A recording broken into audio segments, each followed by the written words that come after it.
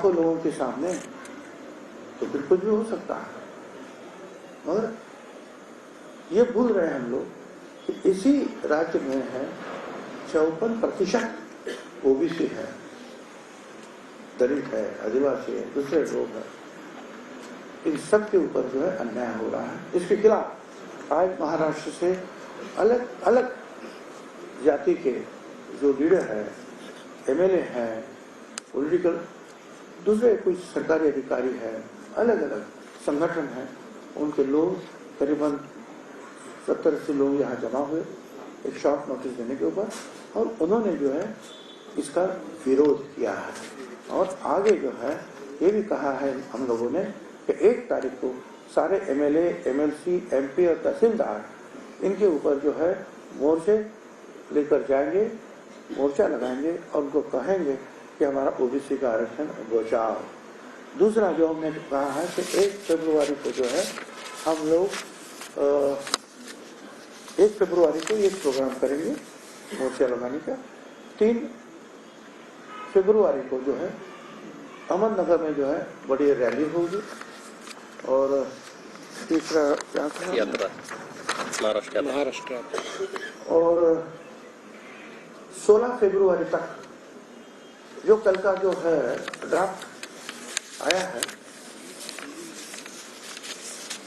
जो फैमिली के जो रिलेशंस में जितने हैं उन सबको जो है एक बस शपथ पत्र दिया है, उन्होंने दिया तो उनको ओबीसी का सर्टिफिकेट मिल जाएगा। बस एक शपथ पत्र दे दो कि हम है इसके जो है हम रिलेटिव लगते हैं। तो ये सब जो है इसके ऊपर जो हम हरकत ले रहे हैं, ऑब्जेक्शन ले रहे हैं।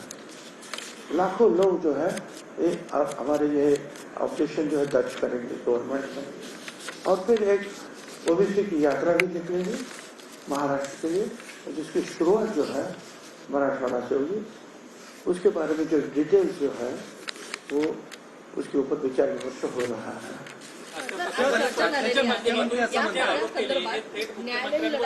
आजच्या पत्रकार परिषदेच्या माध्यमातून तुम्ही वेगवेगळे आरोप केले, शुक्रेंची नियुक्ती असेल किंवा ज्या पद्धतीनं प्रमाणपत्र देण्यासंदर्भात अधिसूचना काढणं असेल, हे सगळं मुख्यमंत्र्यांच्या आदेशानं झाले, हे तर सर्वांना मान्य आहे। पण असं असताना कुठं तुम्हाला विश्वासात घेतलं गेलं नाही का? अशी काही परिस्थिती होती? मला विश्वासात घेतलं ते एका पहिल्यांदाच की ज्या वेळेला ते म्हणाले की निजामशाहीमध्ये काही लोकांच्या नोंदी आहेत, तर ते आपल्याला नोंदी त्यांना ते शोधून त्यांना आपल्याला कुणबी सर्टिफिकेट द्यायचं आहे। म्हणजे काही हरकत नाही, कुणबी म्हटल्यानंतर ते ओबीसी होतात, त्यांची जर नोंद असेल तर त्यांना अवश्य द्यायला पाहिजे, माझा त्याला विरोध नाही। मी त्यांना हेही सांगितलं की मराठा समाजाला वेगळं आरक्षण द्या, त्याच्यासाठी जे काही प्रयत्न करायचे ते करा, आमचा त्याला पूर्ण पाठिंबा आहे। ही चर्चा माझी झालेली आहे। पण बाकी मग त्याची जी व्याप्ती वाढत वाढत वाढत वाढत जी गेली त्याच्याबद्दल माझी काही चर्चा झाली नाही। ऐकतोय, बघतोय, पण चर्चा अशी नाही। तुम्ही वेगळा काही निर्णय घेणार का जर मुख्यमंत्री ऐकत नसतील किंवा ओबीसीवर एवढ्या मोठ्या प्रमाणात अन्याय होणार असेल? आज सर्व ओबीसीचे प्रतिनिधी एकत्र आलेले आहेत, काही वेगळा निर्णय घेण्याचे काय? हे आता वेगळेच निर्णय आहेत ना, ते ठराव घेतलेले आहे, हे वेगळेच निर्णय आहेत। आणि हे सगळे जे आहेत जे आता मोर्चे वगैरे लागणार हे सगळे वेगळे निर्णय आहेतच ना। सर, मुख्यमंत्री असं म्हणतायत संजय राऊत म्हणतात की तुम्ही सरकारमधून बाहेर पडणार। असं काही मी जे काय करायचं आहे, जे बोलायचं ते बोलतोय, माझा पक्ष ठरवेल, मुख्यमंत्री ठरवतील। सर, मुख्यमंत्री असं म्हणतायत की तुम्ही तो अध्यादेश शांतपणे वाचला पाहिजे, त्यानंतर तुमचे जे गैरसमज आहेत ते दूर होतील, अशा पद्धतीची प्रतिक्रिया मुख्यमंत्र्यांनी दिली। बरोबर आहे, काल रात्रीपासून आम्ही तेच काम करतोय, शांतपणे वाचतोय आणि शांतपणे बोलण्याचं सुद्धा काम करतोय, आम्ही ते केलं।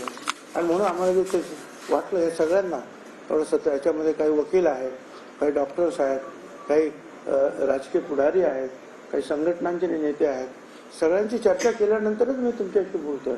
माझं मत जे मी मांडलंय ते आमच्या सगळ्यांचं मत आहे, माझ्या एकट्याचं मत नाही आहे, आमचं सगळ्यांचं मत आहे। न्यायालयीन लढाई कशी असणार? आम्ही ते करणार, सुरू आहे। काही त्याच्याबद्दल काही पावलं टाकण्यात आलेली आहेत, काही पावलं ज्यात उद्यापासून पडतील। तुम्हाला असे म्हणतायत की जोपर्यंत सरसकट म्हणजे ज्या पद्धतीने सगळे सोयऱ्यांना जे प्रमाणपत्र देत नाही तोपर्यंत आंदोलन पुन्हा एकदा सुरू.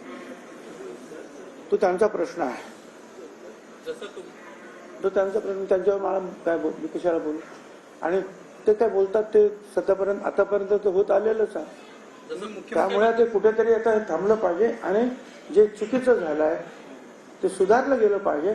आमचं आरक्षण वाचवा. आम्ही कोणाचं द्या म्हणत नाही.